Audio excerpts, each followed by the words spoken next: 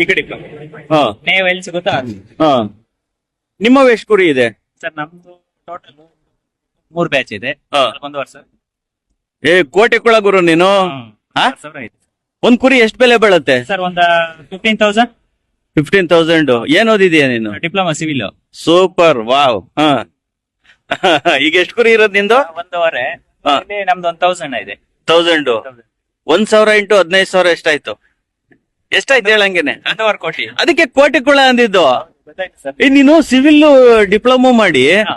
ಕುರಿ ಕಾಯಕ್ ನಿನ್ಗೇನು ಅನ್ಸಲ್ವಾ? ಅದ್ರಲ್ಲಿ ಏನ್ ಬೇಜಾರೇನಿಲ್ಲ. Great ಅಲ್ಲ? ಯಾಕಂದ್ರೆ ಈಗ ನಮ್ಗೆ ಸಂಪಾದನೆ ಎಲ್ಲಿ ಸಿಗುತ್ತೆ ಅದ್ರ ಮೇಲೆ ಡಿಪೆಂಡ್ ಅಲ್ವಾ? ಅಲ್ವಾ. ಈಗ ಬೇರೆ ಹತ್ರ ಹೋಗ್ಬಿಟ್ಟು 20,000 ರೂಪಾಯಿ ಎಲ್ಲ ನಾವು ಮಾಡೋ ಅಂತದೇನಿಲ್ಲ.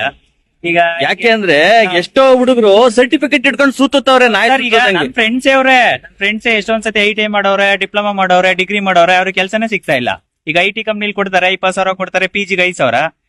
ನಮ್ಗೆ ಇನ್ನೇನ್ ಸಿಗುತ್ತೆ ಸರ್?